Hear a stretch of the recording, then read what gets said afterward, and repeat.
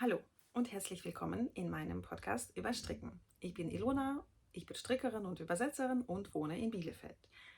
Und in meinem Podcast geht es um Stricken und Wolle und meine strickigen Abenteuer, meine Reisen, die zwar nicht immer strickbedingt sind, aber immer mit Stricken zu tun haben, weil ich natürlich auf Reisen weiter stricke und alle möglichen Shops besuche und versuche halt für das schönste Hobby der Welt auch irgendwie einen Strickvorteil zu erwirken für mich, woran meine Mitreisenden manchmal so ein bisschen leiden müssen, aber ich versuche das natürlich immer im Rahmen zu halten.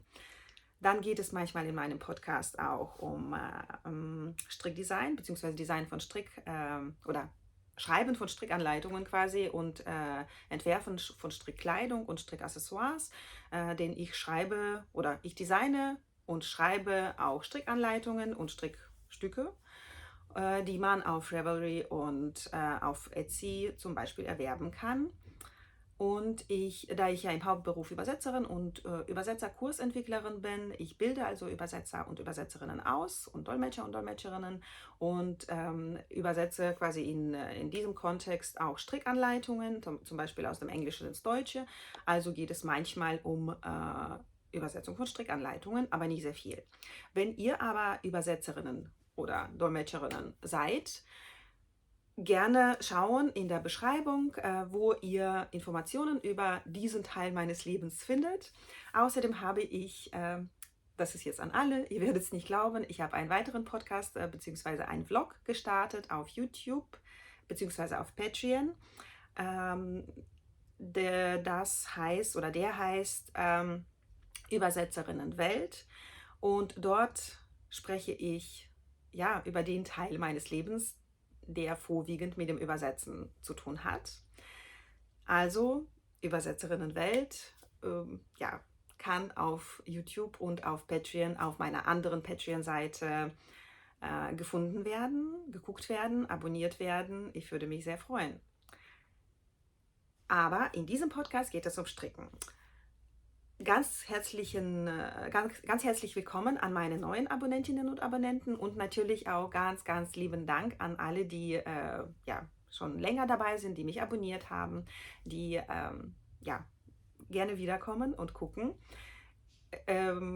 Es geht, oder an die neuen Abonnentinnen jetzt erstmal, wenn ihr Strick-Content braucht, also zeigen oder sehen halt von Strickprojekten, an denen ich arbeite oder an denen halt jemand arbeitet und schöne Garne und so weiter. In der letzten Zeit kommt ihr sehr auf eure Kosten, glaube ich, weil ich also das ist jetzt die dritte Folge einer Serie, die unter dem Titel Frühjahrsputz gesehen werden kann, also Frühjahrsputz in Strickregalen. Ich habe vor 2 Folgen angefangen, eine Bestandsaufnahme meiner offenen Projekte zu machen. Im Prinzip bräuchte ich für meine, ja, eigentlich alles Projekte in Arbeit einen leeren Schrank, in den ich diese ganzen Projekte vielleicht irgendwie einsortieren könnte. Ich habe aber keinen leeren Kleiderschrank, den ich komplett mit Strickprojekten füllen könnte. Sie waren bis vor einer Woche ungefähr überall im Haus verteilt. Und ihr könnt euch vorstellen, dass wenn man über 37 Projekte hat, ich sage das so, weil in den letzten 2 Folgen habe ich immer von 37 Projekten gesprochen. Ich habe aber schon angedeutet, dass es eigentlich mehr sein müssten, weil kleine Projekte und ein paar große Projekte sind in meinem Ravelry-Account unter Projekte nicht erfasst.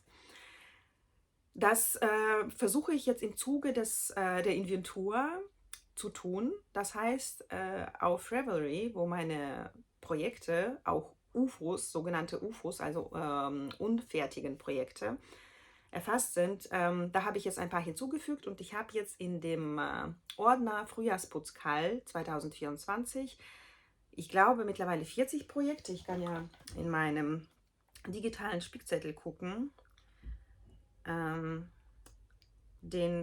Ja, genau 40 steht es sind hier im Moment. Wobei einen habe ich ja fertig bekommen, der wird aber mitgezählt. Also ja, das muss ich dann ein bisschen nachjustieren, so dass das hier nicht mehr angezeigt wird. Den einen habe ich mittlerweile fertig bekommen, also sind es eigentlich 39 im Moment. Ich vermute mal, oder ich weiß eigentlich ganz genau, dass es immer noch nicht alle sind. Ich habe zum Beispiel in der Küche etwas liegen, was ich vor ungefähr 1,5 Wochen angeschlagen habe. Vielleicht dribble ich das, weil ich nicht überzeugt bin, dass das schön ist. Das wäre ja auch schon mal schön. Und heute werde ich zumindest ein Projekt zeigen, das ich wahrscheinlich ribbeln will. Mal gucken, was wir damit machen können. Bevor ich einsteige in den Frühjahrsputz, also zeigen von Projekten und erzählen, was das eigentlich ist und was ich damit vorhabe, möchte ich nochmal darauf hinweisen, dass ich einen Frühjahrsputzkall, also ein Knit-Along, ein gemeinsames Stricken gestartet habe. Ich habe das jetzt quasi selber schon gestartet, indem ich die Inventur durchführe und dadurch, dass zwischen den Videos natürlich ein paar Tage vergehen, bevor ich das nächste Video aufnehme, bin ich in diesen Tagen zwischen den Videos nicht untätig, sondern ich stricke intensivst die Projekte zu Ende, die ich bei der Inventur entweder entdecke oder halt verstehe, okay, das muss ich jetzt zu Ende stricken, das sollte als erstes zum Beispiel fertig werden. Deswegen habe ich quasi selber schon gestartet. Aber für euch die Info. Ja, ich schreibe, also die Info findet ihr komplett auch schon, beziehungsweise die Links alle, die irgendwie relevant sind, findet ihr komplett in der Beschreibung unter diesem Video. Und ich erzähle ein bisschen was davon und ich werde gleich auch noch was zeigen. Also, der Frühjahrputzkall von mir, also von Ilona, findet auf 2 Plattformen statt.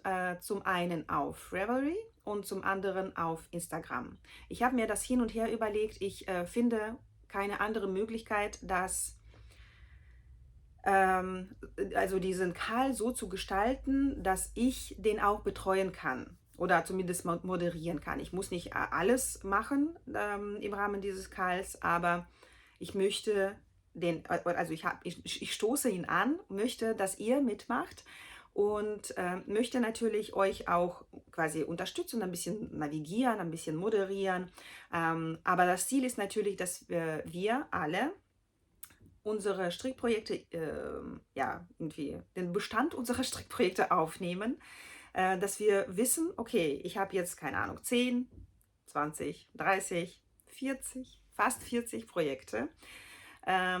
Und davon will ich, sagen wir mal, 30 auch tatsächlich zu Ende stricken.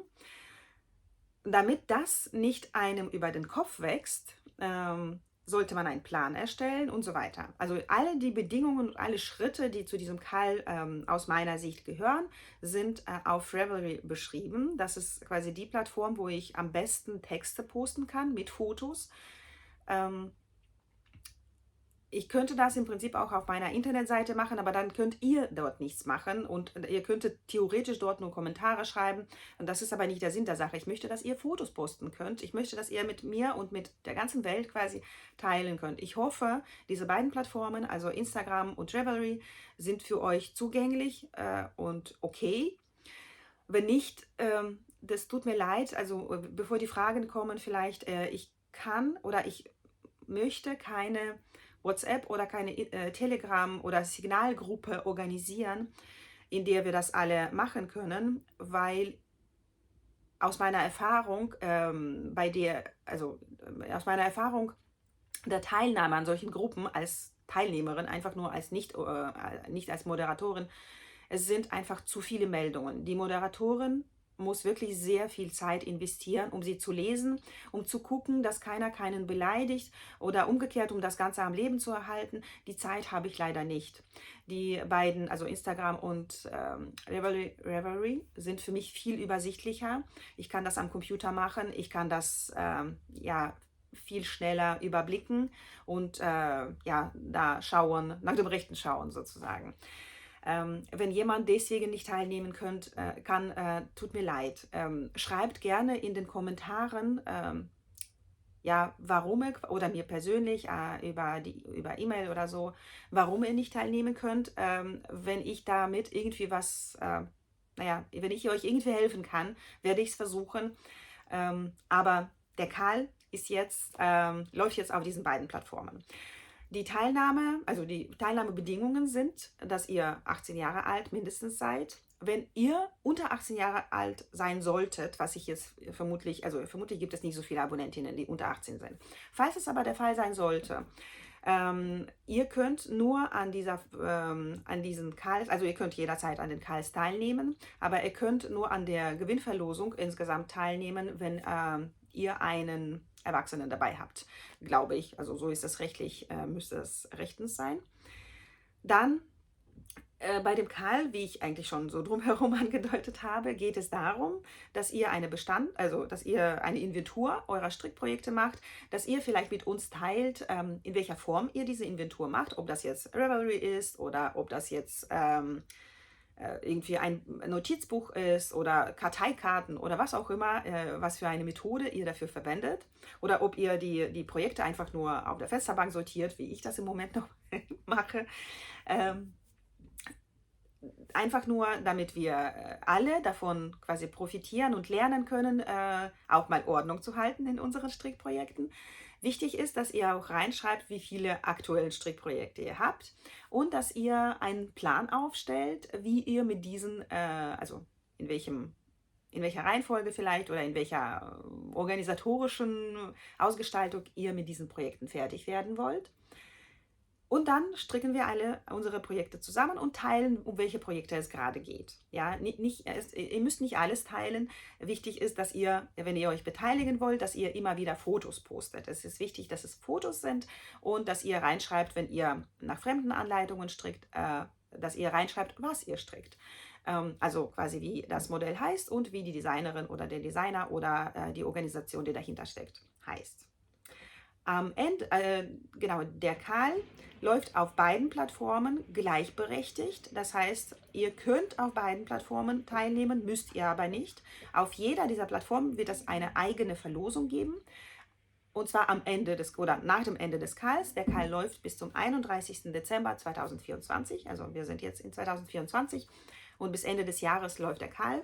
Nach dem 31. Dezember werde ich die Gewinnerinnen oder Gewinner auslosen auf beiden Plattformen und es wird es wird irgendeinen strickigen Preis geben, entweder Wolle oder Nadeln oder eine Projekttasche oder Projektsäckchen oder Notizbuch, irgendwas, was mit dem Stricken und Häkeln übrigens zu tun hat. Also es geht nicht nur um Strickprojekte, sondern auch um Häkelprojekte.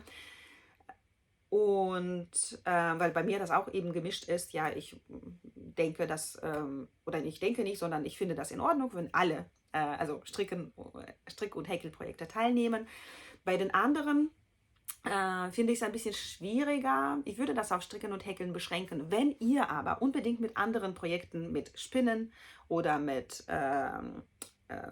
wie heißt das, Weben oder sowas, teilnehmen wollt, schreibt mich bitte an, direkt in den Kommentaren oder also in den Kommentaren auf Ravelry oder auf Instagram mit Verlinkung oder mit persönlicher Nachricht. Dann gucken wir, was wir damit machen können. Ja? Mir fehlt einfach dadurch, dass ich selbst nichts anderes als Stricken und Häkeln mache im Moment, außer vielleicht ein bisschen Nähen. Das ist aber ein ganz anderes Gespräch. Fehlt mir da so ein bisschen der Einblick, naja, inwieweit das passieren kann, dass jemand zu viele Webprojekte hat zum Beispiel oder zu viele Spinnprojekte oder sowas. Ja, kann mir vorstellen, dass es nicht so das Problem darstellt. So, habe ich alles gesagt dazu? Ich glaube schon. Ich werde noch gleich hier eine kleine Bildschirmaufnahme einblenden, in der ich zeige, wo es auf Ravelry zu finden ist und wie man auf Instagram teilnehmen kann. Also ich zeige dann halt ein bisschen was. Wenn man auf die Ravelry Homepage kommt, dann ist die Ansicht ungefähr so. Ich bin mir nicht sicher, ob sie individuell unterschiedlich ist. Eventuell ist sie bei allen gleich und verändert sich nur mit der Zeit. Wenn ihr an meinem Frühjahrsputzkall teilnehmen wollt, dann müsst ihr, wenn ihr angemeldet seid, denke ich, seht ihr eigentlich genau die gleichen Bereiche wie in meinem Fall. Die Foren oder die Gruppenforen, in denen man so Sachen wie Calls oder andere gemeinsame Besprechungen veranstalten kann, finden unter diesem Icon, also so einer Gesprächsblase statt, und zwar unter Gruppenforen oder Group Forums. Wenn man da drauf geht, dann findet man hier die eigenen Gruppenforen vor. Wenn man bisher keine abonniert hat oder an keinen teilnimmt, dann könnte man sich hier durchsuchen bzw. suchen. Und meinen findet man unter The Knitting Translator at Navamante und dann Frühjahrsputz 2024. Die Internetseite findet ihr auch unter dem Video in der Beschreibung, sodass ihr direkt auf dieses Forum kommt. In diesem Forum sind noch nicht so viele Beiträge. Wir haben gerade erst angefangen. Es sind im Moment 7 Leser zum Beispiel. Es sind 2 Projekte dran gebunden und so weiter. Das ist das Tag, das man damit verbinden kann. Und hier in dem allerersten Post, den ich gestartet habe, sind die sogenannten Bedingungen beschrieben. Wenn ihr irgendwas hier drunter nicht finden solltet, was ihr als sinnvoll erachtet, könnt ihr das gerne vorschlagen, entweder über eine persönliche Nachricht direkt an mich oder in einem Kommentar hier drunter oder auf irgendeinem anderen Weg, auf dem ihr mit mir kommunizieren wollt oder könnt. Und hier, wie gesagt, hier habe ich beschrieben, wie ich mir diesen Call vorstelle. Und da sind im Prinzip 3 Schritte. Das hört sich auch sehr einfach und sehr kurz an, ist natürlich in der echten Ausführung, im echten realen Leben etwas länger. Deswegen ist der Knit-Along auch auf die restlichen Monate des Jahres angesetzt. Das heißt, der läuft hier auf Revelry und auf Instagram, und zwar bis zum 31.12.2024, 23:59 Uhr, also kurz vor Neujahr oder Silvesternacht. Und die Schritte, um die es im Prinzip geht, für mich bei meinem Call, und hoffentlich helfen sie euch auch, sind im ersten die Inventur beziehungsweise eine Bestandsaufnahme aller offenen Strick- und Häkelprojekte. Diejenigen, die häkeln, können übrigens teilnehmen, und ich merke, ich muss hier den Fehler korrigieren. Das ist natürlich Häkeln ohne C, das werde ich dann gleich machen. Dann könnt ihr hier drunter auch schon teilen, wie ihr eure Projekte erfasst, wie ihr nachverfolgt, wie viele ihr habt oder wie weit ihr seid, wenn ihr vergleichbar viele oder einfach nur mehrere habt, sodass ihr auf irgendeine Art ähm, des schriftlichen Überblicks zurückgreifen wollt oder müsst vielleicht. Dann wird, wenn notwendig, ein Plan erstellt zur Fertigstellung dieser Projekte. Dazu gehört aber auch Ribbeln. Wenn man zum Beispiel Projekte findet, die man ribbelt, kann man das entweder markieren irgendwo oder man legt sie halt auf einen Haufen und ribbelt sie. Und dann dokumentieren wir und teilen die Prozesse der Fertigstellung. Und zwar mit Hilfe von Fotos. Hier in den Kommentaren, so hat zum Beispiel auch schon Karina angefangen, hier zu teilen, was sie gerade im Laufe dieses Calls strickt und mit uns teilen möchte. Das sind wirklich sehr schöne 2 Projekte, und hier und da schreiben wir halt auch schon etwas dazu. Gerne mit Fotos. Alle, die mit Fotos hier teilnehmen und uns daran teilhaben lassen, was ihr macht und wann ihr fertig seid und womit und so weiter, werden an der entsprechenden Verlosung am Ende des Kals beziehungsweise nach dem Ende des Kals, also irgendwann Anfang Januar 2025, teilnehmen. Es wird 2 Verlosungen geben, wie ich wohl im Video sage. Ich sage das an dieser Stelle aber auch. Der Call läuft ja sowohl auf Ravelry als auch auf Instagram. Ich werde hier gleich nochmal durchgehen und schauen, dass alle Informationen in schriftlicher Form ergänzt sind. Auf Instagram äh, und ja, überall, wo ihr irgendwie einen Tag setzen könnt, um an diesem Call teilzunehmen, schreibt bitte Frühjahrsputzkall von Ilona dazu, insbesondere auf Instagram. Ansonsten kann das Projekt nicht berücksichtigt werden, weil Frühjahrsputzkall einfach so ohne meinen Namen war bereits belegt. Und ja, unter diesem Tag könnt ihr eure Fotos teilen oder ihr beteiligt euch einfach nur auf Revelry, dann braucht ihr diese Zeile sozusagen gar nicht, weil ich die Projekte berücksichtigen werde, die ich hier in den Kommentaren sehe. Das werde ich dann manuell auslesen, damit jeder nur einmal teilnehmen kann. Aber ihr könnt einmal auf Revelry teilnehmen und einmal auf Instagram, wenn ihr auf beiden Plattformen teilnehmen könnt. Es wird auch zwei äh, Gewinnerprämien geben für jede Plattform sozusagen einmal. Das heißt, theoretisch, wenn ihr auf beiden Plattformen teilnehmt, dann könnt ihr auch theoretisch zweimal gewinnen.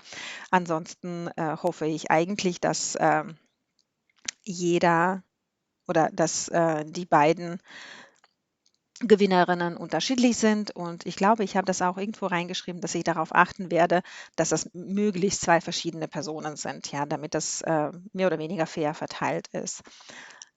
Hier sind nochmal die rechtlichen Aspekte ja, erläutert. Wenn euch irgendwas auffallen sollte, was hier fehlt, gerne mich darauf ansprechen, dann ergänze ich das. Das ist eigentlich mein erster Call, den ich austrage, also hoffe ich, dass das alles hier in Ordnung ist.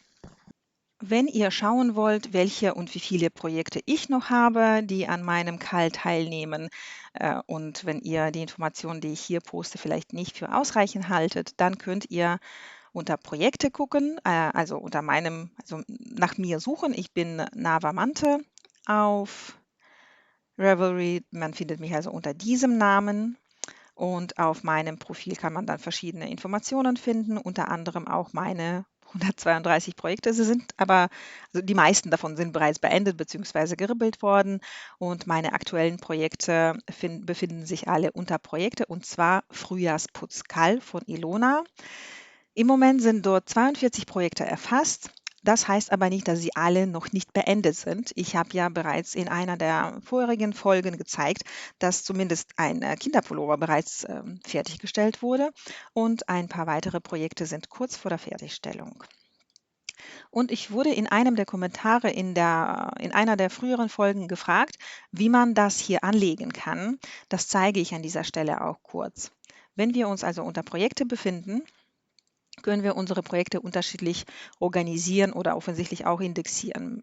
Und wenn man was organisieren möchte, dann geht man auf Organize. Ich bin mir nicht sicher, ob das hier, ja, ich glaube, das ist quasi die deutsche Version. Hier stehen einzelne Bereiche oder einzelne Bezeichnungen sind in Deutsch, die anderen sind in Englisch, also es wurde nicht vollständig übersetzt.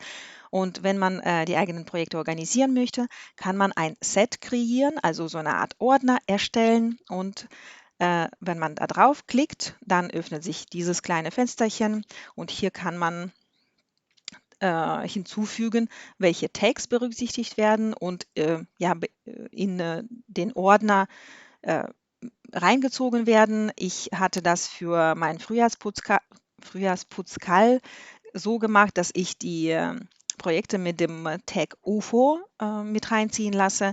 Da ich das jetzt nur zeige, mache ich das nochmal. Einfach nur UFO, und der Name für das Set soll zum Beispiel sein UFO. Und wenn man möchte, dass die Anzahl der Projekte in dem Tab, also in dieser Registerkarte gezeigt wird, wie hier zum Beispiel, dann klickt man das hier an. Man geht auf Create, also Erstellen. Ich habe also eine weitere Registerkarte erstellt. Man kann sie sehen, indem man wieder auf Projekte geht und hier auf diese Registerkarten guckt. Wenn man eine Registerkarte falsch benannt hat oder sie nicht mehr haben möchte, dann kann man wieder auf diese Registerkarten gehen, beziehungsweise, nee, ist gar nicht wahr, auf Organize geht man wieder und dann geht man auf die Registerkarte und hier auf diesen Stift, wo es um die Bearbeitung geht, und da kann man diesen Ordner oder dieses Set löschen. Damit ist es weg. Wenn wir also wieder auf Projekte gehen, sehen wir, dass dieser Experimentierordner gelöscht wurde. So, das sind also meine Frühjahrsputzprojekte. Ich habe noch einiges vor.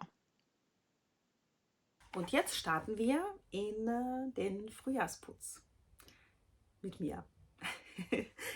Ja, bevor ich jetzt den Haufen weiter abarbeite, zeige ich, woran ich gerade, also nicht gerade, sondern woran ich jetzt gerade aktuell ganz intensiv stricke und wie weit ich gekommen bin. Und zwar, jetzt habe ich schon wieder vergessen, wie das heißt.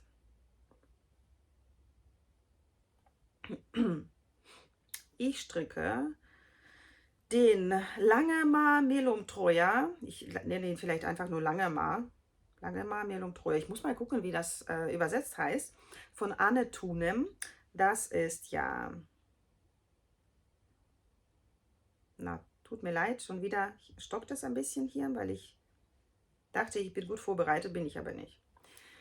Das ist dieses schöne, einfache, wie ich es nenne, Holzfäller-Pullover.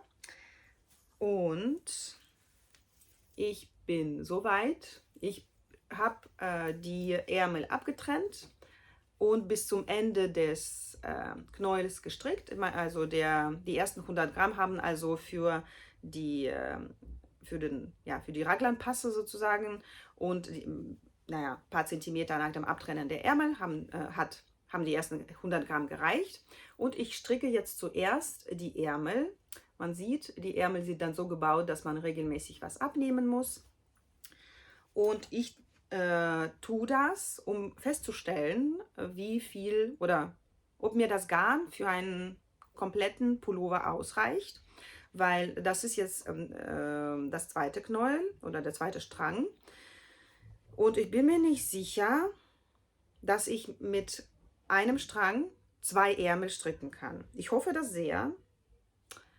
Dann hätte ich noch einen Strang für den Rest des Körpers und das müsste dann am Ende für mich reichen. Das Garn ist von Madame Benoit, das ist Pure von Madame Benoit. Ich habe jetzt kein Etikett, aber ich habe mir was überlegt. Also wenn das Garn für meine gewünschte Länge nicht reichen sollte, werde ich einfach eine andere Farbe von Pure von Madame Benoit nehmen. Ja, und das könnte entweder diese Farbe sein, also hier ist auch das Etikett dran, das ist Pure von Madame Benoit. Ich glaube, die Farbe wird, ja, wird eigentlich so ganz gut wiedergegeben. Und das ist die Farbe Achtsamkeit. Oder ich nehme, also ich stricke ja hier aus so Natur beige, nicht gefärbt. Und ich habe noch ein anderes ungefärbtes, auch Pure von Madame Benoit. Das ist halt dunkelbraun ungefärbt. Ja, heißt auch dunkelbraun. Ja, das wäre, glaube ich, auch gar nicht verkehrt. Ist aber schon ein sehr starker Unterschied.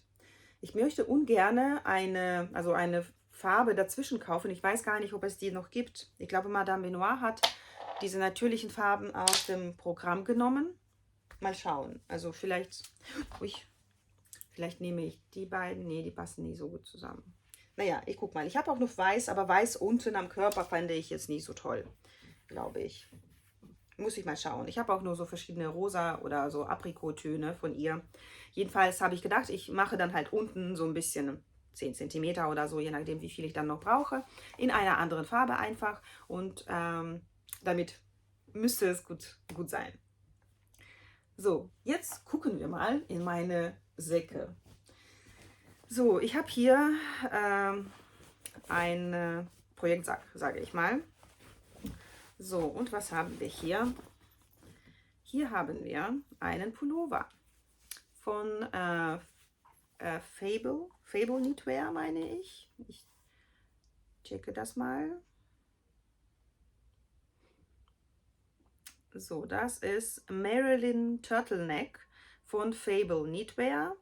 Das ist ursprünglich, sieht das so aus. Sieht sehr schön aus an der Designerin. Und meine Version sieht so aus, also lag sehr lange im Sack, deswegen ist sie so zerknittert. Ist ein schönes Turtleneck, also so ein Stehkragen, sehr eng anliegend. Schöne Schulterkonstruktion, für mich eine neue damals gewesen. Es sind schon ein paar Monate. Ja, also man strickt quasi um diesen einen Streifen rum. Die Schultern formt man direkt so von oben nach unten mit Zunahmen. Und dann strickt man hier direkt auch so einen schönen puffigen Ärmel an. Ja, sieht eigentlich sehr schön aus. Hier war ich schon fast fertig mit dem Ärmel und dann anprobiert, weil irgendwie kam mir das ein bisschen schmal vor und festgestellt, dass mir der Ärmel ungefähr ab hier zu eng ist, ja, und also die Abnahmen gehen noch weiter und er wird viel zu eng. Außerdem ist der Pullover mir auch wirklich sehr eng. Ja, ich stricke halt auch aus einem anderen Garn als eigentlich dort angegeben, auch eine andere Garnstruktur. Ich stricke übrigens aus, Moment, ich muss mal schauen, ob ich hier Info, ja, aus Loch Lomond von BC Garn. Ein sehr schönes Garn übrigens, gibt es mittlerweile auch bei mir im Etsy-Shop, also Loch Lomond. Das ist die dickere Version davon. Das sind, meine ich, 300 Meter auf 100 Gramm. Wo steht das? Genau, 300 Meter auf 100 Gramm. Das sind aber immer 50 Gramm Stränge. Und das ist die Farbe 19. Und die zweite Farbe, die ich verwende, ist diese. Die habe ich nur ganz, ganz wenig verwendet. Das ist die Farbe LLB22. Wahrscheinlich ist es 22 oder so. Jetzt habe ich die ganz kurz nur gezeigt. Also diese beiden Farben verwende ich. Und die zweite Farbe verwende ich eben, habe ich bisher nur hier unten als einen Streifen verwendet. Ja, dadurch, dass der gesamte Pullover mir im Prinzip viel zu eng ist. Ja, ich habe die Idee gehabt, dass ich so den Pullover so trage, weil die Designerin trägt ihn ja auch so. Das Ding ist nur, dass die Designerin offensichtlich viel schmaler ist und an ihr das Ganze wirklich hübsch aussieht. An mir, ich weiß nicht, der positive Ausdruck für das, wie der Pullover an mir aussieht, wäre üppig. Der negative Ausdruck wäre wie eine Presswurst. Also habe ich mich entschieden oder entscheide ich mich hiermit öffentlich. Ich werde den Pullover umarbeiten. Also die Ärmelabnahmen werde ich auf jeden Fall langsamer gestalten. Und den Pullover kriegt meine Tochter. Ja, ich probiere an ihr den Pullover noch an. Und wir gucken mal, wie der so aussieht, ob das irgendwie einen Sinn macht, weil meine Tochter ist 7 und natürlich viel kleiner und schmaler als ich. Aber also ich stricke langsam so ein bisschen mit kleinen Abwandlungen schon Erwachsenengrößen für sie. Also ich spiele dann so ein bisschen mit der Maschenprobe und mit dem Garn und nehme das Ganze in kleiner. Aber ich kann durchaus schon Erwachsenengrößen für sie nachstricken und das müsste eigentlich in ein paar Jahren, wird natürlich anders sitzen an ihr, aber ich probiere ihr den Pullover an und stricke den dann zu Ende für sie. Geht also auf den Pulloverhaufen. Habe ich irgendwas Wichtiges dazu nicht gesagt? Vielleicht für diejenigen, die den Pullover nachstricken wollen, auch in Loch Lomond. Ich stricke Größe M und ich trage normalerweise Größe L. Ich weiß nicht, warum ich M stricke. Also Größe L, was Stricksachen angeht. Wobei auch so. Und beziehungsweise so ML trage ich normalerweise. Ja, je nachdem halt, wie die Klamotte so ausfällt. Aber hier stricke ich M mit der Nadelstärke 4. Ja, und wie man feststellen konnte, ist das Ganze ein bisschen zu eng. Also der passt schon. Also wenn ich gerne so wirklich komplett überall eng anliegend tragen wollen würde, könnte ich ihn sehr gut tragen. Ja, er ist jetzt nicht zu klein. Der ist einfach nur so vom Schnitt her, entspricht er nicht meinen Vorstellungen von bequemen Stricksachen. Ja, also aber Pulloverhaufen und für meine Tochter fertig stricken. Dann haben wir hier ein Schätzchen aus meiner sehr, sehr, sehr grauen Vorzeit, als ich noch keinen Unterschied verstand zwischen Superwash und Non-Superwash. So, damals habe ich mir was von, ich meine, Drops bestellt. Ich schau mal, hier liegt die Anleitung zum Glück. No. So, genau, Drops Design ist das. Und ich wollte gucke mal, ob ich den Pullover, Entschuldigung, es ist laut und es bleibt erstmal ein bisschen laut, weil ich den Pullover in Vollanzeige suche. Ach nee, den gibt es hier nicht. Nur in klein habe ich ihn hier. Ich versuche ihn zu finden bei der Bearbeitung des Videos und einzublenden. So, sollte der Pullover werden. Ja, mit einem hübschen Colorwork, mit einer hübschen Colorwork-Passe sozusagen. Ich glaube, das soll Rundpasse sein. Nee, Raglan-Ärmel. Genau, Raglan-Konstruktion. Raglan-Ärmel und Rundpasse. Ah ja, okay. Soweit war ich nicht gekommen. Man strickt diesen Pullover von unten nach oben. Ich habe auch die richtigen Garne dazu bestellt. Also das sind diese beiden hübschen. Ja, das ist Drops Baby Merino oder Baby Merino, Unicolor oder ja, Superwash, Farbe 25 und Farbe 2. Also ich finde die Kombination wirklich nach wie vor unglaublich schön. Das Garn ist Superwash. Ich stricke nie so gerne Superwash und trage es auch nicht so gerne. Aus vielen Gründen, die ich an dieser Stelle jetzt nicht unbedingt benennen möchte, weil es einfach nur das Ganze sprengen würde und darum geht es ja nicht. Viele von euch wissen wahrscheinlich, was der Unterschied ist. Wenn nicht, schreibt gerne drunter, dann beantworte ich die Frage oder ich erwähne das in der nächsten Folge und beantworte die Frage quasi in der nächsten Folge einfach. So, aber auf jeden Fall ist das Garn, also es ist nicht wirklich quitschig, aber wenn ich Superwash-Sachen am Körper trage, dann merke ich einen starken Unterschied zwischen zum Beispiel das hier, das ist Mondim von Retrosaria Rosa Pomar. Mir ist im Prinzip zu warm, aber ich schwitze nicht. Darin, wenn mir zu warm ist, schwitze ich. Und ja, aber so weit war ich gar nicht. Ich habe angefangen, man strickt von unten nach oben. Irgendwann, also man strickt zuerst den Körper, dann die Ärmel oder halt umgekehrt, dann verbindet man alles miteinander und strickt halt den Rest hier. Ja, ich bin so weit gekommen und habe einfach nur festgestellt, mir gefällt das Gestrick nicht. Ja, ja, es ist halt so nicht natürlich genug für mich. Das heißt, ich werde definitiv diesen Pullover ribbeln und das Garn auf irgendeine Art und Weise ja, entweder eintauschen oder verkaufen, irgendwie halt abgeben, auf irgendeine Art und Weise, ja. Und um das zu beweisen, ziehe ich direkt die Nadel raus. Die kann ich sicher noch gebrauchen. Das ist jetzt zwar nicht die Nadelart oder nicht die Marke, die ich normalerweise verwende. Da hatte ich auch noch andere Nadeln. Das ist, wie gesagt, aus einer sehr vorgrauen Zeit. Oder nee, grauen Vorzeit. Vorgrauzeit. Eine graue Vorzeit, da habe ich, glaube ich, also diese, ich weiß gar nicht, von wem sie sind. Ja, diese goldenen Seile fest verbunden und so. Aber ich kann die Nadel trotzdem natürlich gut verwenden. Ja, also das werde ich ribbeln. Nicht jetzt natürlich, ich muss euch das nicht antun. Und ich habe noch das Ganze, also den ganzen Sack voll mit diesem Garn, ausreichend für diesen Pullover. Mal schauen, was ich damit mache. Genau, das geht auf den Ribbelhaufen. So, die Anleitung kann da bleiben. Dann als nächstes schnell mal zeigen. Das ist etwas, was ich zu Ende stricken werde, nach und nach. Ich weiß nicht genau, wie lange ich noch brauchen werde. Hier geht es um den, was ist das? Hier geht es um den, wie heißt er denn? Der Rock von Judy Jewell.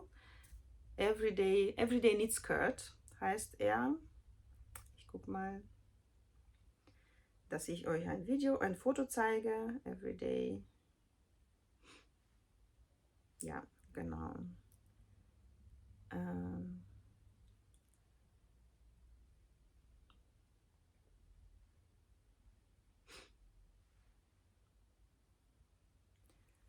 Das ist dieser schöne Rock von Judy Jewell, eine US-amerikanische Designerin, auch Handfärberin ist sie. Und für sie habe ich mal einen Teststrick gemacht oder zwei Teststricks gemacht. Und im Laufe dieser Kooperation haben wir auch angefangen, auf eine andere Art und Weise zu kooperieren. Jetzt übersetze ich ihre Strickanleitungen und die übersetzten Strickanleitungen, also ich übersetze sie aus dem Englischen ins Deutsche. Und Sowohl ihre englischen als auch deutschen Strickanleitungen kann man in ihrem Ravelry Store erwerben oder die deutschen Übersetzungen ihrer Anleitungen gibt es bei mir auf meinem Patreon-Kanal für die Mitglieder meines Kanals, für die Abonnenten meines Kanals. So, der Rock sieht so aus im Moment. Er ist schon schön. Ich habe auch schon alle Zunahmen gemacht. Moment, ich versuche mal hier irgendwie ein bisschen was. So, ich habe alle Zunahmen schon gemacht. Das heißt, ich muss eigentlich nur noch geradeaus runterstricken. Vielleicht mache ich noch ein bisschen Zunahmen. Nee, das macht ja keinen Sinn, das verändert ja die Form. Man strickt von oben nach unten. Der Rock ist ja etwas ausgestellt und geht dann wie so eine Glocke quasi nach unten. Und sieht auf den Fotos zumindest sehr schön aus. Wie man sieht, habe ich ähnliches Garn wie auf dem Strickstück von Judy, auf dem Musterstück von Judy. Und das ist von Quickstrick, eine deutsche Handwerberin, die in der Schweiz lebt und arbeitet. Quickstrick. Sie hat auch einen YouTube-Kanal, heißt auch Quickstrick. Und sie war die erste deutsche YouTuberin, Strick-YouTuberin, die ich mir angeguckt habe. Also, hallo Kirstin. Falls du gucken solltest, ich glaube nicht, dass du so viel gucken kannst, mit 3 Kindern, 2 Hunden und Pferden und allem, hast du sicher viel zu tun oder hat sie sicher viel zu tun, weil sie ja nicht guckt, also muss ich ja nicht du sagen. Ich habe sie auf dem Kasseler Wollfest letzten Sommer 2023 kennengelernt und da das Garn auch gekauft. Ja, das ist ein Single-Garn. Stimmt, ich habe gar nicht gesagt, was es genau für ein Garn ist. Das ist ein Dochtgarn, also ein Single, ein einfädiges Garn und das nennt sich bei ihr Merino Singles, 100% Superwash Merino, 366 Meter auf 100 Gramm. Das war okay, also das ist halt Superwash, aber das liegt ja nicht so viel am Körper. Und ich wollte, beim Rock wollte ich ja, weiß ich nicht. Ich habe dieses Garn gekauft, weil mir die Färbung sehr gut gefallen hat. Und dann habe ich halt überlegt, ich kann daraus einen Rock machen. Ja. Non-Superwash würde der Rock auch gut gehen. Stimmt, könnte ich auch mal machen, wenn ich mit diesem irgendwann mal fertig bin. Also, das ist ein heißer Kandidat zum Fertigstellen. Ich bemühe mich. So, der geht dann auf quasi Rock und sonstiges Haufen.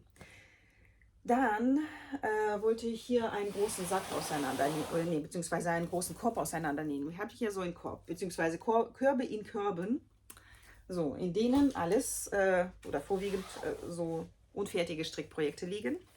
Hier im ersten Säckchen habe ich, ihr werdet es nicht glauben, was ich hier habe. Ich habe hier meine First Impression Blouse. Ich glaube, ich habe in Arbeit 4 von meinen First Impression Blouses. So, und zwar dieses Mal auch wieder eine andere Art von Garn. So sieht das im Moment aus. Das stricke ich zweifädig aus einem Seidenmohair. Gut, ich habe hier natürlich kein Zettelchen.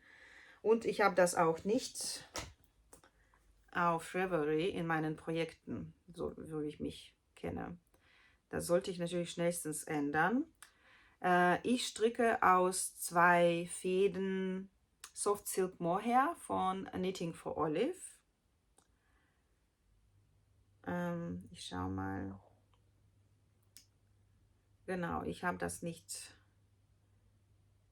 da. Oh nee. Es tut mir leid, ich muss das gerade mal live anlegen. Aber warum kann ich das nicht machen? Also, so, jetzt kann ich das machen. Silk Mohair.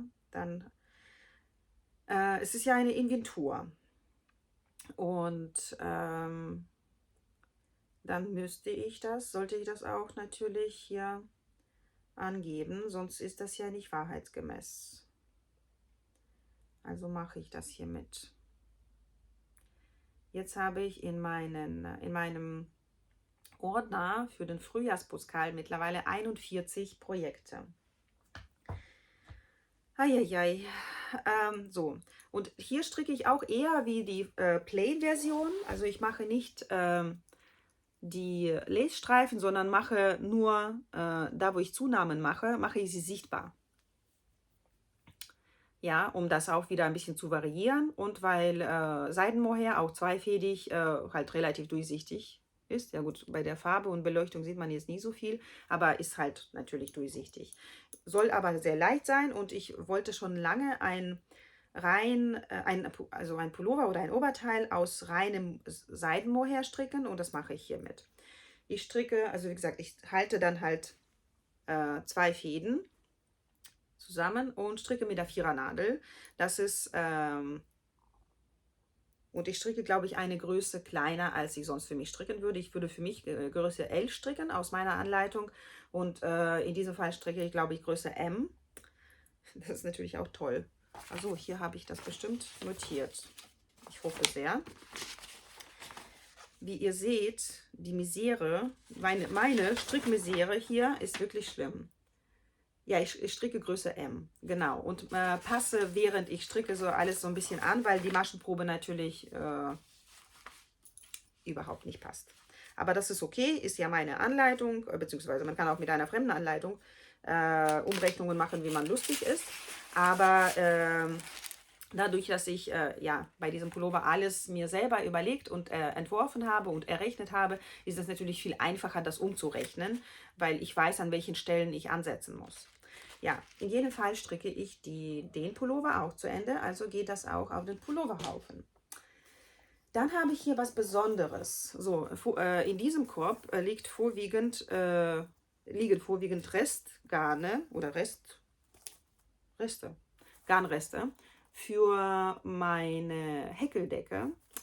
Also ich häkle ja eine Decke, die werde ich auch zeigen. Ja, genau. Und ich habe halt hier das nächste Projekt reingeworfen. Und das nächste zeige ich. Das ist eine Weste. Das sind diese wunderschönen Garne.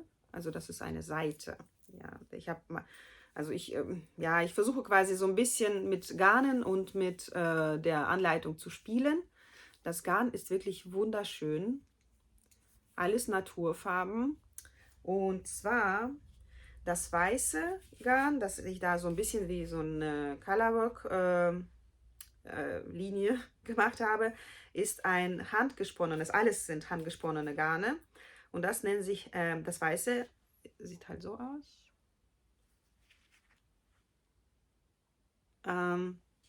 Handspun Bjuskis. Das ist Grey Baby Alpaca 58%, Kamel 23%, Recycled Seide 16% und Jack 3%. Und ich habe davon halt 86 Gramm bekommen. Und das sind, also hier steht irgendwas mit 175 Metern, glaube ich, ungefähr. Ja, es sieht auch richtig, also relativ dick aus. Ist Alpaka, man sieht das auch, man spürt das auch, aber ich habe ja auch nur ein Knäuel davon und habe da auch nur ein bisschen davon damit gestrickt. So, die anderen Garne sehen dann so aus. Oder ich habe von dem anderen mehrere Knäuel und sie sind alle unterschiedlich groß. Naja, wieso habe ich hier 2 Fäden? Also,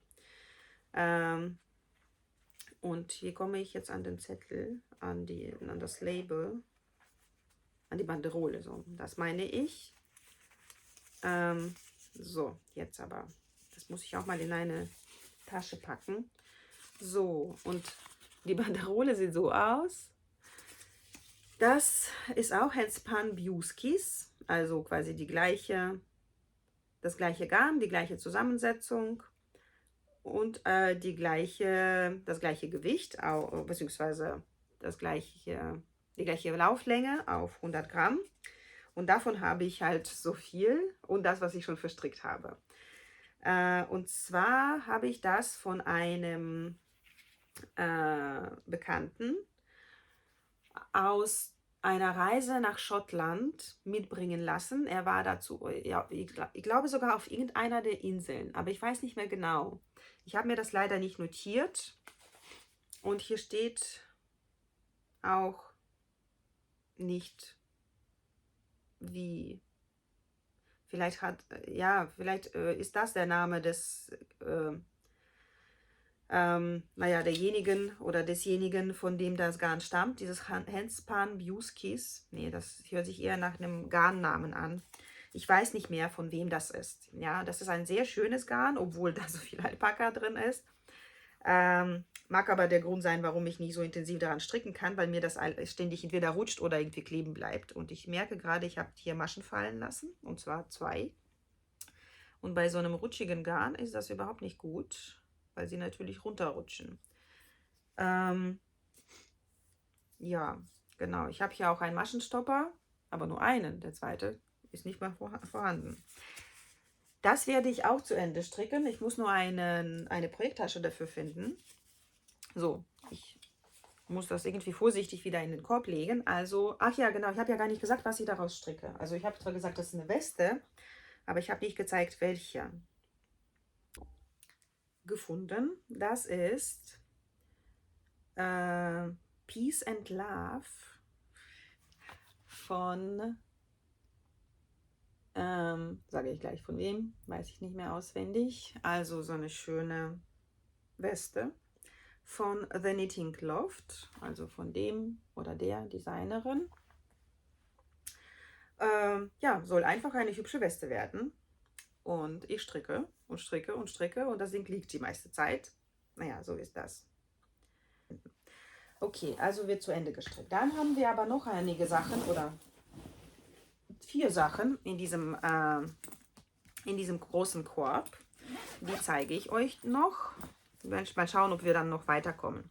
So, das nächste ist der Harriet Cardigan. Harriet Cardigan von,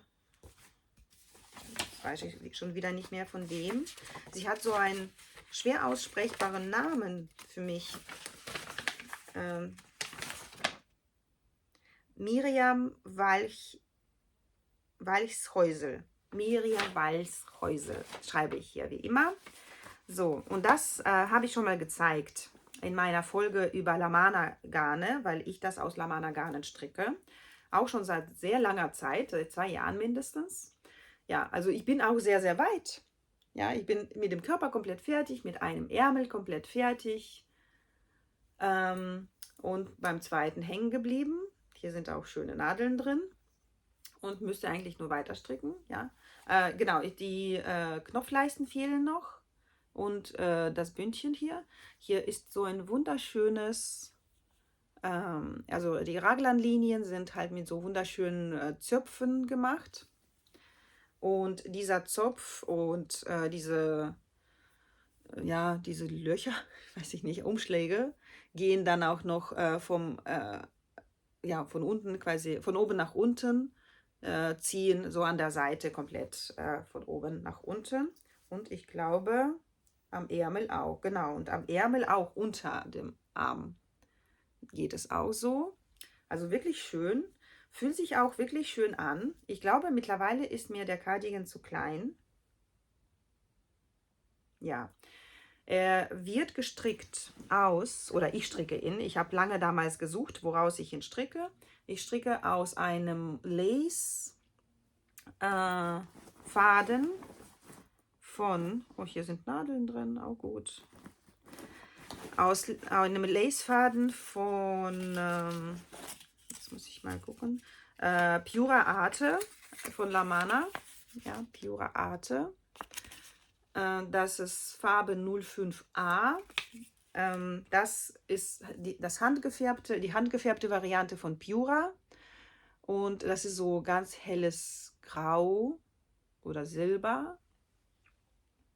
Ja, eine sehr schöne Farbe. 100% Baby Alpaka, glaube ich. Genau, 100% Alpaka steht hier. Ist aber, wie gesagt, nur ein Lacefaden, also sehr dünn. Und ich stricke, also ich halte das Insgesamt sind das 3 Fäden, einmal Pura Arte und zweimal Premier von Lamana. Lamana Premier. Das ist 60% Mohair und 40% Seide. Das ist mein Lieblingsmohair. Das ist wirklich sehr seidig, also ist wirklich sehr, sehr weich. Aber Stricken mit 3 Fäden ist halt echt anstrengend und dieser Zopf ist auch sehr anstrengend. Man muss kontinuierlich gucken, wo man gerade dran ist, dass man da nicht durcheinander kommt. Ich habe hier irgendwie ein riesiges Loch unterm Arm. Ich weiß nicht, was das sein soll. Das kann man natürlich zunähen, das ist nicht das Problem. Da konnte ich das wohl noch nicht mit Ärmeln. Ja, ich muss das irgendwie zu Ende stricken. Ich weiß nur nicht, wie ich mich dazu motivieren kann. Muss ich irgendwie, ja. Weil das wirklich, also das Erzeugnis ist wirklich so schön weich und so schön, fällt so schön. Vielleicht nehme ich auch noch so weit ab, dass das Ding an mir richtig locker sitzt. Oder auch wenn ich nicht abnehme, vielleicht kann ich es so waschen und so ein bisschen ziehen, dass das halt gut sitzt. Ich hoffe das sehr, dass es irgendwie geht. Ich muss das zu Ende stricken. Okay, dann habe ich noch etwas hier liegen, auch seit sehr langer Zeit, auch ein Cardigan, auch relativ weit fortgeschritten, aber aus einem sehr dunklen Garn, was natürlich dazu führt, dass ich ständig daran scheitere, dass ich nichts sehe, wenn ich abends stricke. Ja, das ist, ich guck mal, was genau das ist. Habe ich auch vor mindestens 2 Jahren angefangen. Das ist Naima von Anke Strick. Ja, das soll dieser Cardigan werden, nur halt in dunkel. Mit Taschen sogar. Also hier ist auch noch so ein bisschen Colorwork in den Taschen. Das werde ich nicht machen. Ist eine Raglan-Konstruktion, wird von oben nach unten gestrickt. Und ja, ist eigentlich eine Schande, dass das liegt. Und das stricke ich komplett aus, ich sage zu häufig heute. Ich stricke das komplett aus Alpaka. Und ich habe leider hier leider keine Banderole. Keine Banderole, blöderweise. Das ist aber ein Alpaka-Garn. Und ich meine 100% Alpaka von Pasquali. Das hat auch richtig was gekostet. Also richtig viel Geld gekostet. Ich gucke mal, ob ich das hier gespeichert habe. Naima. Ich glaube nicht. Oder doch?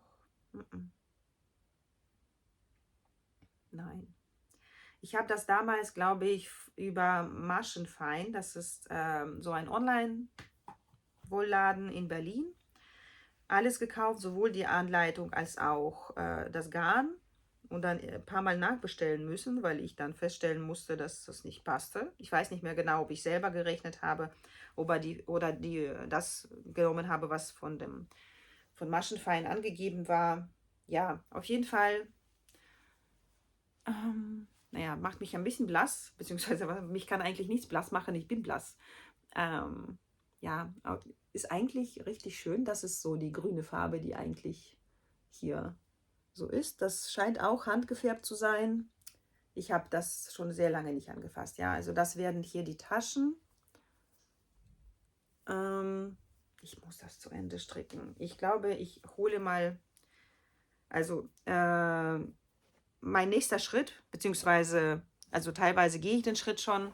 Mein nächster Schritt, und das habe ich ja auch schon gezeigt, als ich diese Screencast oder Screen-Video eingeblendet habe, ist die Planung zu erstellen für die nächsten Monate, wann ich was zu Ende stricke, damit ich die unliebsamsten Projekte verteilen kann. Und dann, wenn ich die unliebsamsten Projekte verteilt habe, dann kann ich in die gleichen Monate die richtig schönen Projekte reinlegen, die ich unbedingt ganz schnell zu Ende stricken möchte, so dass ich in jedem Monat so die schönsten und die weniger schönen zu stricken habe. Dann kann ich mich vielleicht besser motivieren. Weil, also das ist unliebsam, nicht weil die Anleitung doof ist oder weil das Garn doof ist, sondern irgendwas davon hindert mich daran, das schnell zu Ende zu stricken. Hier ist das, glaube ich, eher die dunkle Farbe, weil ich halt, wenn ich abends stricke, dann sehe ich fast nichts, ja. Und hier gibt es ja hier und da mal irgendwie so Zunahmen und irgendwie so eine Art Lace-Zunahmen mit irgendwelchen Löchern und Umschlägen und so. Und das ist halt doof, wenn man nichts sehen kann. Und tagsüber habe ich in der Regel keine Zeit zu stricken oder mich zu konzentrieren, weil entweder das Kind dann da ist oder ich arbeiten muss. Ja, aber Fakt ist, ich muss das zu Ende stricken und das geht beides auf den Cardigan-Haufen. Dann machen wir weiter. Ah ja, das ist, im Prinzip wäre das ein Kandidat zum Ribbeln, aber das ist mit Mohair und mit Alpaka, glaube ich. Und beides sind keine guten Ribbelfreunde. So, vielleicht stricke ich es einfach zu Ende. Aber es gefällt mir halt nicht mehr. Das war ein Experiment. Ein einfaches Tuch einfach mal zu machen. Ja, aber irgendwie gerät das schief. Ich weiß nicht mehr, was ich da gemacht habe. Ich glaube, ich ribble das tatsächlich einfach zusammen. Und dann kann man das auch zusammen verstricken. Ja, und irgendwas davon ist handgefärbt oder nicht. Ja, hier gibt es auch eine ganz einfache Struktur, die ich da versuche einzuarbeiten. Aber das ist schief. Ja, das sitzt irgendwie, diese Zunahme, ja, weiß ich nicht, diese Zunahmen in der Mitte. Offensichtlich mache ich sie nicht in der Mitte. Ist ausschließlich mein Fehler. Ich stricke nach keiner Anleitung, sondern mache halt irgendwas hier. Ich werde das ribbeln. Und ich entdecke gerade, das ist doch kein Alpaka, sondern das ist Holst Super Soft, das ich von der Krone abgewickelt habe. Und das verstricke ich zusammen mit irgendeinem Seidenmohair. Weiß ich nicht von wem, weil hier keine Banderole drin ist. Also das werde ich ribbeln. Yay! Ich habe einen Ribbelhaufen. So, heute habe ich schon 2 Projekte gefunden, die ich ribbeln werde. Und die letzte Tasche in diesem Korb ist eine Socke. Die ist natürlich auch nicht auf Ravelry. Die Socke sieht hübsch aus, aber hat nicht mal noch mehr Nadeln. Die habe ich also vorwiegend aus diesem Garn gestrickt. Das ist ein Garn von West Yorkshire Spinners. Hier ist leider wieder doch, hier ist eine Banderole. Das ist Signature for Ply von West Yorkshire Spinners. Ja, also Signature for Ply, mein Lieblingssockengarn. Die Farben, also diese Färbung ist jetzt nicht unbedingt die schönste für mich. Ich habe die Socke, ich muss ehrlich sagen, ich habe sie für einen Mann gestrickt, mit dem ich nicht mehr zusammen bin.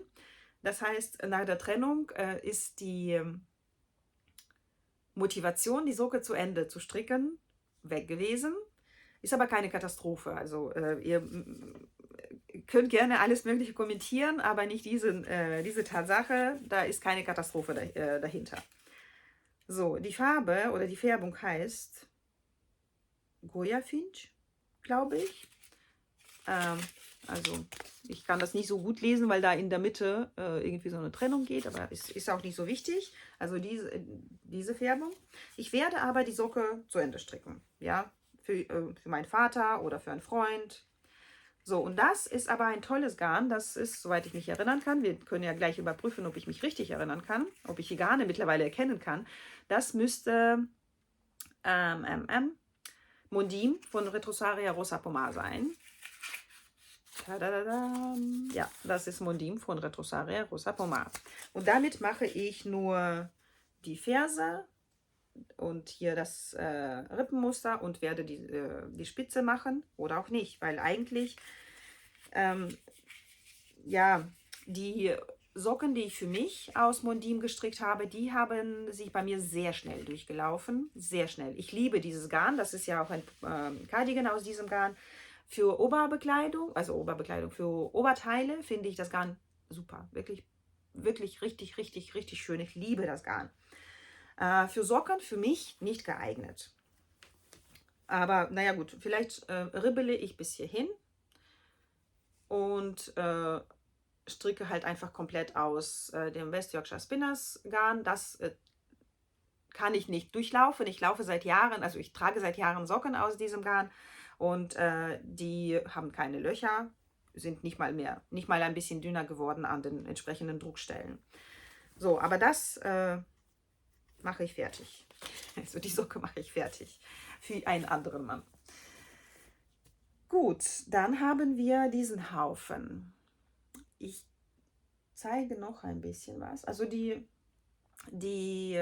mein Haufen ist deutlich kleiner geworden, muss ich sagen. Ich bin sehr, sehr froh. Ich muss zwar wieder Ordnung machen nachher, aber ich bin trotzdem sehr froh über diese Entwicklung.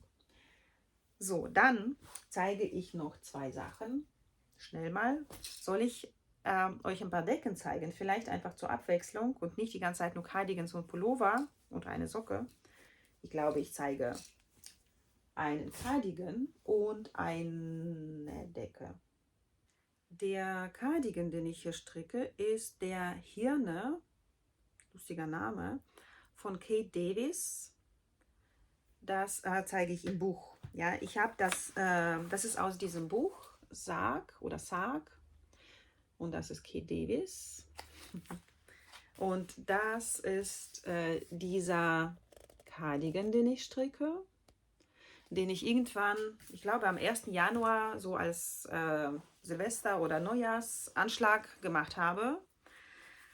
Und dann wieder geribbelt habe und dann wieder gemacht habe. Und das Ding ist, ich zeige mal, was ich habe. Wo ist das? Das Garn ist unglaublich schön. Aber das verstrickt sich anders, als ich erhofft habe. Ja, das ist irgendwie schwer zu stricken für meine Hände. Irgendwas mache ich falsch, ja. Und zwar sieht das dann halt so aus. Das strickt man von unten nach oben. Ich bin natürlich mitten in der Reihe. Sieht irgendwie recht breit aus, aber ich glaube, das will ich auch so ein bisschen oversized, damit ich das, egal ob zugemacht oder nicht zugemacht, nicht darauf achten muss, ob es irgendwo zu eng anliegt. So, und das Gestrick ist wirklich richtig schön. Das Garn ist, weiß ich nicht, ob es gefärbt ist oder nicht gefärbt. Ich glaube, das ist ungefärbt. Das ist von Fonti. Und da sind 50% Yak und 50% Merino. Ja, Fonti Urga heißt die Serie. Und ich glaube, wegen Yak ist das Garn nicht so flexibel. Ja, das hat quasi keine Sprungkraft. Und das ist dann so ein bisschen wie Baumwolle. Also fühlt sich nicht wie Baumwolle an. Das ist flauschig und warm. Aber ich stricke mit Baumwolle nicht gerne, weil Baumwolle nicht elastisch ist. Ja, das tut mir irgendwie an den Händen weh, weil, naja, das Garn sich halt anders verhält, als für die Hände das offensichtlich angenehm ist. Und das ist bei diesem Cardigan leider so. Und ich muss gerade ja, in Reihen hin und zurück stricken, weil ich der Meinung war, dass ich nicht wie in der Anleitung angegeben in Runden stricken möchte und dann sticken möchte, sondern ich möchte direkt hin und zurück stricken, weil mir normalerweise das Stricken in Hin- und Rückreihen überhaupt nichts ausmacht. Bei diesem Garn tut es das. Ja, und ja, ich bin wie gesagt nicht so weit gekommen. Ich meine, natürlich habe ich jetzt auch die maximale oder fast die maximale Maschenzahl auf den Nadeln. Gut, ich werde mehr Maschen haben, wenn ich alles verbunden habe. Also nochmal vielleicht zurück. Man strickt von unten bis zu der Verbindung zwischen Ärmeln und Körper. Man strickt also entweder zuerst den Körper und dann die Ärmel oder umgekehrt. Dann verbindet man alles und strickt halt in ja, alles zusammen bis nach oben und dann strickt man hier also hier die Knopfleisten an. In der Anleitung strickt man alles, wie ich schon gesagt habe, in Runden von oben nach unten und verbinde dann alles, stricke das zu Ende und dann stickt man, also schneidet man das Strickstück auf und dann strickt man, also bearbeitet die Ränder und strickt halt die Leisten an. Ich habe, also an sich macht mir das Sticken, ich habe das noch nie gemacht, aber die Vorstellung, das zu machen, macht mir keine Angst, wirklich gar keine Angst.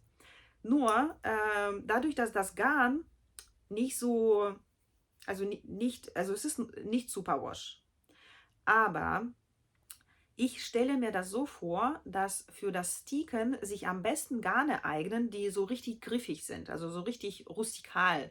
Müssen nicht total kratzig sein und ich bin da, was Kratzigkeit angeht, auch nicht wirklich empfindlich oder nicht sehr empfindlich.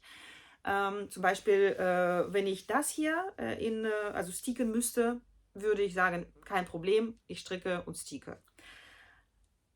Aber bei diesem Garn habe ich Angst gehabt, dass das zu rutschig ist für das Sticken und dass das Bearbeiten, das Versäubern quasi der Ränder, der Stickränder im Anschluss eine Tortur werden könnte. Also dachte ich, okay, dann stricke ich halt direkt in Hin- und Rückreihen. Das dürfte auch kein Problem sein also ich bin nach wie vor der Meinung, dass ich es machen sollte. Das dürfte auch kein Problem sein für für diese wunderschöne Passe.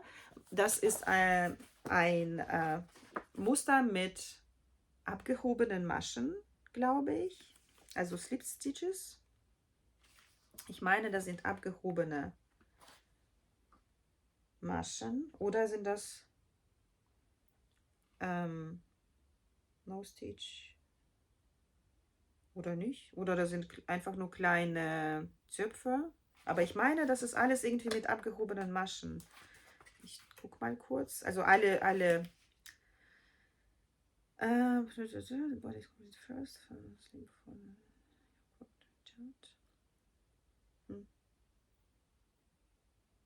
ich meine, das müssten irgendwie abgehobene Maschen sein oder halt einfach nur diese kleinen Zöpfe.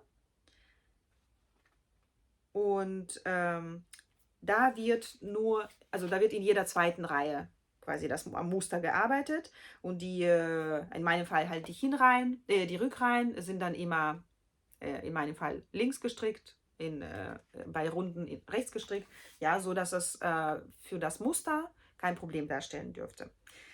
Ja, in jedem Fall habe ich fest vor, den Cardigan zu Ende zu stricken. Und wann weiß ich nicht. Der wandert jetzt auf den Cardigan-Haufen. Und das letzte Strickstück, das ich heute zeige, das Buch danach zeige ich noch ein Buch übrigens. So, das letzte Strickstück, das ich heute zeige, ist eine Decke. Die habe ich auch schon gezeigt. Die ist deutlich gewachsen, glaube ich, seit dem letzten Mal, als ich sie gezeigt habe. Das ist diese wunderschöne Decke. Ich weiß nicht, wie ich sie zeigen soll. So, hier habe ich angefangen und dann strickt man halt einfach nur, indem man in jeder zweiten Reihe an beiden Seiten zunimmt, sodass sie quadratisch wächst oder diagonal in beide Richtungen wächst. So sieht sie im Moment aus. Ich bin jetzt nicht so eine ordentliche, oder wie soll ich sagen, also ich glaube, ich habe nicht so viel Farbempfinden oder so. Jedenfalls empfinde ich diese Übergänge hier, also diese helleren Streifen, als nicht schön. Habe sie aber eingebaut und die lasse ich da. Und ich habe mit diesen Übergängen aufgehört, weil ich dachte, irgendwie sind sie mir zu auffällig. Und ich stricke ab hier quasi einfach nur so, wie die Mini-Stränge kommen. Und deswegen wird das auch hier harmonischer. Ich hoffe, das wird am Ende in Ordnung aussehen. Ich stricke diese Decke aus einem meiner Adventskalender, die ich ja wirklich ausführlich in meinem Vlogmas gezeigt habe, Vlogmas 2023. Falls ihr das nicht gesehen habt, gerne zurückgehen. Den gesamten Dezember habe ich aufgenommen bis Weihnachten jeden Tag und habe diese wunderschönen Adventskalender gezeigt. Und das ist von Dandelion and Dogwood. Wenn ich die Aufnahme noch habe, dann zeige ich einen Ausschnitt hier, also wie der Adventskalender, wie die Mini-Stränge aussehen. Und ja, sonst blende ich das irgendwie ein. Ich habe gestern, meine ich, diese Wand wieder aufgenommen und dann, da sieht man alle Adventskalender, also alle Stränge, die noch übrig sind. Das ist der Hauptstrang, der am Ende, den ich am 24. oder am 25. bekommen habe. Der ist auch sehr schön. Und den habe ich ja hier zwischendurch auch eingearbeitet. Ich wollte das quasi die gesamte Decke durchmachen. Immer 10 Reihen oder so. Aber dann habe ich gemerkt, das endet sehr schnell und das wird nicht reichen. Also habe ich mir dann quasi die Strategie geändert. Das wird mein nächster Strang sein. Die sind sehr schön. Und das Garn im Adventskalender ist ein Sockengarn, also irgendwie 80% Merino und 20% Polyamid. Und ich halte das durchgängig mit einem Seidenmohair von Woolly Yarn, meine ich, heißen sie. Also so ein Online-Versand aus Litauen oder Lettland oder Estland, hat mir jemand vor kurzem gesagt. Da kann man halt Garne auf Krone bestellen und ich hatte bei ihnen 3 Kronen mit Seidenmohair bestellt, unter anderem halt diese Krone, wo ich die Farbe richtig, richtig schön finde. Also auch wieder die Abwesenheit von Farbe. Also das ist, glaube ich, eher so die Farbe. Das halte ich einfach durchgängig zusammen mit diesem Garn und das schwächt dann so ein bisschen oder glättet die Farben des Adventskalenders so ein bisschen ein. So, genau, das war das letzte Strickprojekt. Die Decke werde ich auf jeden Fall zu Ende stricken. Die ist wunderschön, fühlt sich unglaublich schön an. Ist also richtig, richtig gut. So, und ich wollte ein Buch zeigen, das ich zwischendurch mal gelesen habe. Habe ich das nicht schon gezeigt? Irgendwie habe ich ein starkes Gefühl, dass ich schon gezeigt habe. Nein, ich glaube nicht, oder? Auf jeden Fall ist das von Elisabeth Zimmermann. Eine Koryphäe, ein Guru des Strickens am Stück. Sie lebt leider nicht mehr. Das Buch ist also sie hat einige Strickbücher gefunden. Das Buch ist ursprünglich 1981 erschienen und dann jetzt halt nicht überarbeitet, sondern halt neu aufgelegt, 2009. Das ist aber noch so in so lustigen Buchstaben, wie mit einer, wie heißt sie? Also Maschine, so eine nicht Tippmaschine, wie heißt das? Schreibmaschine. Wie mit einer Schreibmaschine abgedruckt. Und was soll ich sagen? Ja, das Buch heißt Knitting Workshop. Das ist quasi ein schriftlicher Unterricht im Stricken. Und zwar angefangen von Grundsätzen. Also es ist in Englisch das Buch. Ja, angefangen von Grundsätzen. Ich übersetze direkt, bin ja Übersetzerin. Für irgendwas muss das ja gut sein. Unterricht oder Lektion 1, Anschlagen und Stricken. Lektion 2, Maschenprobe und Zunahmen. Lektion 3, Colorwork. Ist jetzt keine Übersetzung, aber das wird ja im Deutschen so verwendet. Lektion 4, Abnehmen und Spannen und so weiter. Dann wird hier darauf eingegangen, wie man nahtlos Pullover stricken kann, wie man Passen strickt, wie man überschnittene Schulter macht, wie man Raglan macht und so weiter. Und es gibt Masterclasses, wie heißt das? Also so für Fortgeschrittene, wie man nahtlose Schulterkonstruktionen, dann was man mit Kraus rechts machen kann, alles, Lace, Tücher und so weiter. Also wirklich schöne Sachen. Und das Buch, ich habe nicht alles gelesen, ich habe nur das gelesen, was mir wichtig war. Das war die Konstruktion von Pullovern.